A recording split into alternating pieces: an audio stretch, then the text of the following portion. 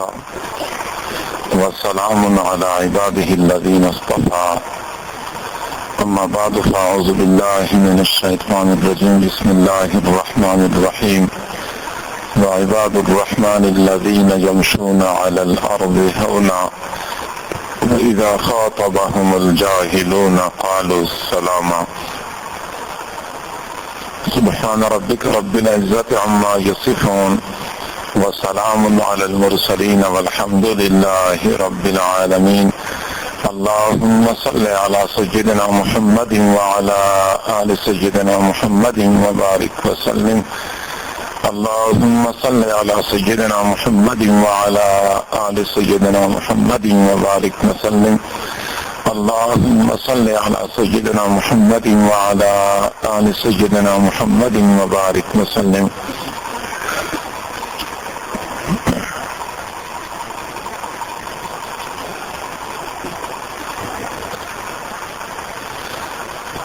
اللہ رب العزت اپنی صفات میں کامل ہیں جبکہ بندے اپنی صفات میں ناقص ہیں۔ اللہ رب العزت کا دیکھنا کامل ہے جبکہ بندوں کا دیکھنا ناقص ہے۔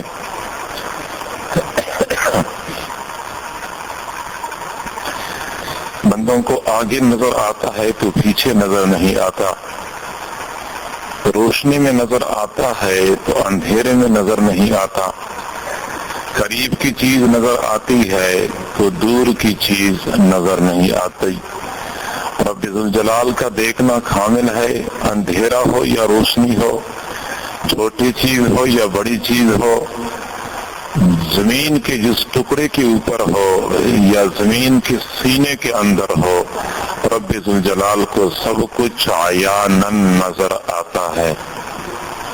بندوں کا سننا ناقص ہے، اونچی آواز سن سکتے ہیں، آہستہ آواز نہیں سن سکتے، ایک وقت میں ایک بندے کی بات سن سکتے ہیں، دو بندوں کی بات ایک وقت میں نہیں سن سکتے، قریب کی بات سن سکتے ہیں، دور کی بات نہیں سن سکتے، جبکہ اللہ رب العزت کا سننا کامل ہے۔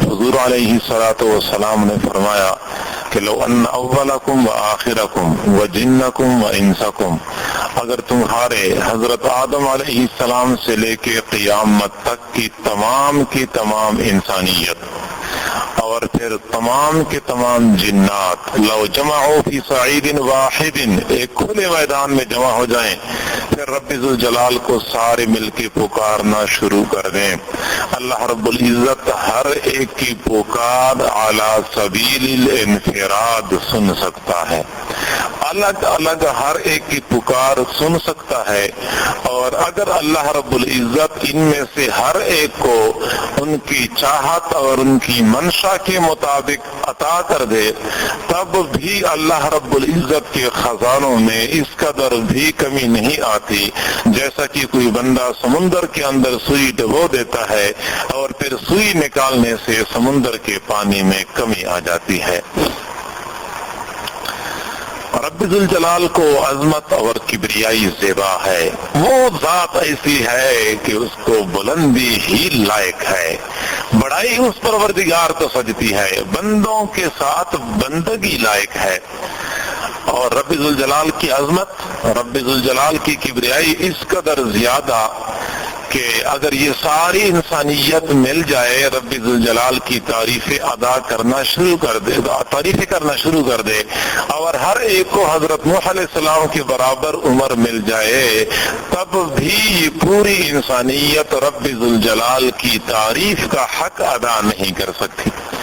سب سے پیاری بات، سب سے بہترین بات رب ذوالجلال کی تعریف کے بارے میں حضور علیہ الصلوۃ والسلام نے ارشاد فرمائی ہے، وہ فرماتے ہیں اللہم لا احصی ثناء علیک انت کما اثنیت علی نفسک، اللہ میں تیری تعریف کر ہی نہیں سکتا، تو ایسا ہی ہے جیسا کہ تو نے اپنی تعریف خود کی ہے۔ یہ سب سے کامل بات ہے، اللہ ہم تو نہیں کر سکتے، جیسا تو نے اپنی تعریف خود کی ہے تو ایسا ہی ہے۔ اور اور سیدنا صدیق اکبر رضی اللہ تعالیٰ عنہ نے پھر بڑی پیاری بات ارشاد فرمائی. وہ فرماتے ہیں کہ پاک ہے وہ پروردگار، پاک ہے وہ پروردگار جس نے اپنی طرف آنے کے لیے عاجزی کے سوا کوئی دوسرا راستہ چھوڑا ہی نہیں ہے. سارے راستے بند ہیں، صرف ایک عاجزی کا راستہ ہے. کوئی بندہ عاجزی کے راستے پہ چلے گا تو وہ رب ذوالجلال سے واصل ہو جائے گا. کئی مرتبہ اللہ تعالیٰ اپنی صفات میں سے ایک جھلک بندوں کو عطا کر دیتے ہیں. تو سعادت مند بندے وہ ہوتے ہیں جو اپنی حیثیت کو مستحضر رکھتے ہیں، اپنی حقیقت ان کی نگاہوں سے اوجھل نہیں ہوتی. اور پھر کئی سارے محروم القسمت بندے ایسے ہوتے ہیں کہ اپنی اوقات بھول جاتے ہیں، پھر اپنے آپ کو کچھ سمجھنا شروع کر دیتے ہیں کہ ہم تو کچھ ہیں. پروردگار ذوالجلال نے قرآن پاک میں متعدد مقامات پہ انسان کو اس بات کی طرف متوجہ کیا ہے کہ آپ کی حقیقت کیا ہے، آپ اصلیت کے اعتبار سے کون ہیں. فرماتے ہیں فَلْيَنْظُرِ الْإِنسَانُ مِمَّا خُلِقَ، انسان دیکھ لے وہ کس چیز سے پیدا کیا گیا ہے. اگر ذرا انسان غور کرے نا کہ وہ کس چیز سے بنایا گیا ہے، پھر آگے فرماتے ہیں خلق من ماء دافق، کودنے والے پانی سے پیدا کیا گیا ہے. یہ بدبودار، یہ گندے پانی سے بننے والا انسان یہ اپنی حقیقت کو کیوں یاد نہیں رکھتا؟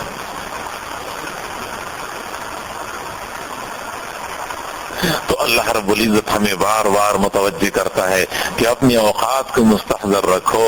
اور جو بندہ اپنی حقیقت کو یاد رکھتا ہے پھر وہ کبھی بڑا بول نہیں بولتا.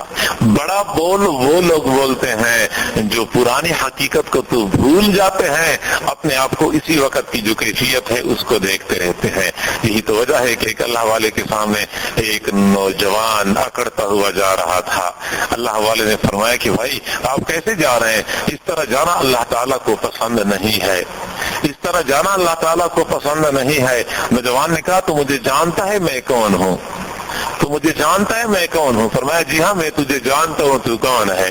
تیری ابتدا ناپاک پانی کا قطرہ، تیری انتہا مردار بدبودار، اور اس وقت تیری حالت یہ ہے کہ پیٹ کے اندر گندگی اٹھائے پھرتا ہے.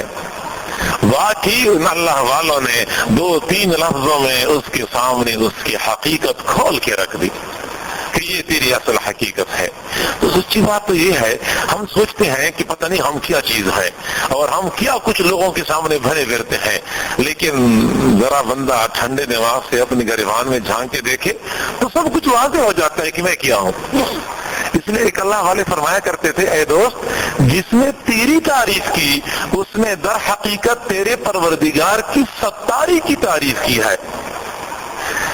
اللہ تعالیٰ کی ستاری کا کمال ہے کہ ہمارے عیوب لوگوں کے نگاہوں سے اوجھل ہیں، لوگوں کو پتہ ہی نہیں ہے کہ ہمارے اندر کیا ہے. اگر لوگوں کو پتہ چل جائے پھر تو کوئی ہماری تعریف نہیں کرے گا. تو جس نے تیری تعریف کی اس نے در حقیقت تیرے پروردگار کی ستاری کی تعریف کی. تو بندوں کو بندگی سجتی ہے، کبھی بڑا بول نہیں بولنا چاہیے میرے بھائی، کبھی بڑا بول نہ بولے.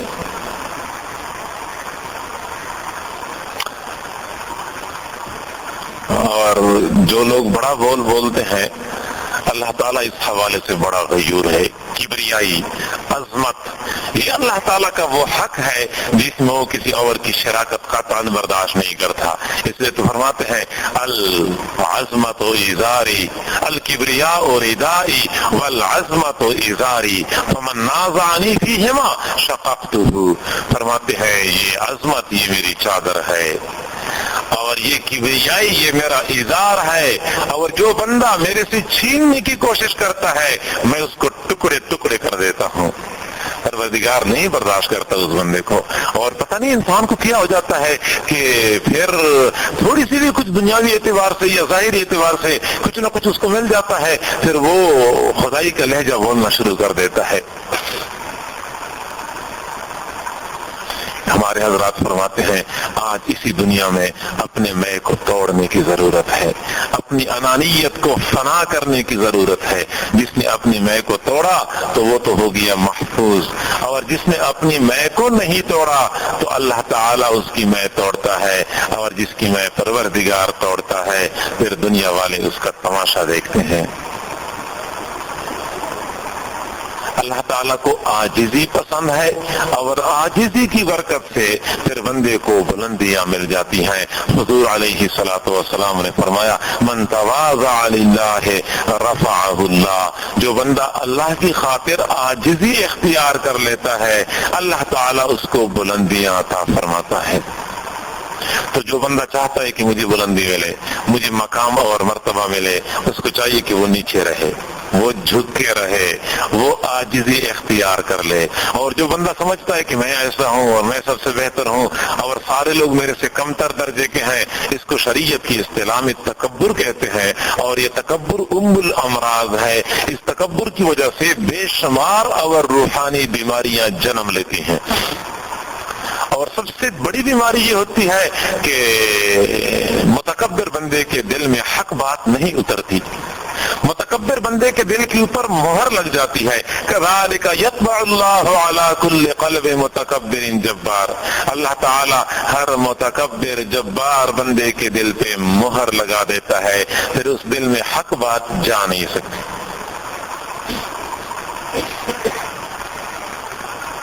شیطان جو فرشتوں کے ماحول میں رہ رہا تھا، زمین کے چپے چپے پہ اس نے سجدے کیے تھے، لیکن دل میں تکبر تھا۔ جب پروردگار ذوالجلال نے فرمایا حضرت آدم علیہ السلام کے سامنے سجدہ کرو، اس نے سجدے سے انکار کر دیا، سجدے سے انکار کر دیا۔ فرشتوں کے ماحول میں رہنے کے باوجود بھی رب ذوالجلال کے حکم کا منکر، ددکھارا ہوا، راندہ درگاہ بنا دیا گیا۔ بیماری کیا تھی؟ بنیادی بیماری تکبر کی تھی۔ ابا واستکبرا، انکار کیا اور تکبر کیا۔ تکبر ایسی بیماری ہے بندے کو کہاں سے کہاں تک پہنچا دیتی ہے۔ اور یہ انبیاء کرام کے زمانے میں رہنے والے لوگ یہ سارے کے سارے انبیاء کرام کو جانتے ہوتے تھے کہ یہ سچے نبی ہیں، لیکن درمیان میں تکبر حائل ہوتا تھا۔ وہ تکبر ان کو حق کی پیروی نہیں کرنے دیا کرتا تھا۔ کیا فرعون نہیں جانتا تھا حضرت موسیٰ علیہ السلام اللہ کے سچے نبی ہیں؟ اچھی طرح جانتا تھا، اچھی طرح جانتا تھا، لیکن تکبر تھا جس کی وجہ سے وہ حق کو قبول نہیں کر سکا۔ اور کتابوں میں لکھا ہے کہ ایک مرتبہ اس نے اسلام قبول کرنے کا ارادہ بھی کیا ہوا تھا، بیوی سے مشورہ کیا کروں، بیوی نے کہا کہ دیر کس بات کی، آپ جائیں کلمہ پڑھیں مسلمان ہو جائیں، کیونکہ وہ تو پہلے سے مسلمان تھی۔ تو یہ گھر سے نکلا، پروگرام یہی تھا کہ موسیٰ علیہ السلام کو تلاش کرتا ہوں تو مسلمان ہو جاتا ہوں۔ راستے میں حامان ملا، اور حامان نے پوچھا کہاں جا رہے ہو؟ جواب دیا کہ میں موسیٰ علیہ السلام کو تلاش کرنے جا رہا ہوں، کلمہ پڑھ کے مسلمان ہونا چاہتا ہوں۔ حامان نے بڑی عجیب بات کہہ دی، مختصر بات لیکن اس کے دل کو بدل دیا۔ حامان نے کہا کہ بنی اسرائیل تیرے غلام، اور جب تو موسیٰ علیہ السلام کے اوپر ایمان لائے گا تو کیا مانا کہ ان کا غلام بن جائے گا، اور غلاموں کے غلام بننے سے تو ہمیشہ کے لیے جہنم کی آگ میں جلتے رہنا بہتر ہے۔ یہ تکبرانہ رگ پھڑک اٹھی۔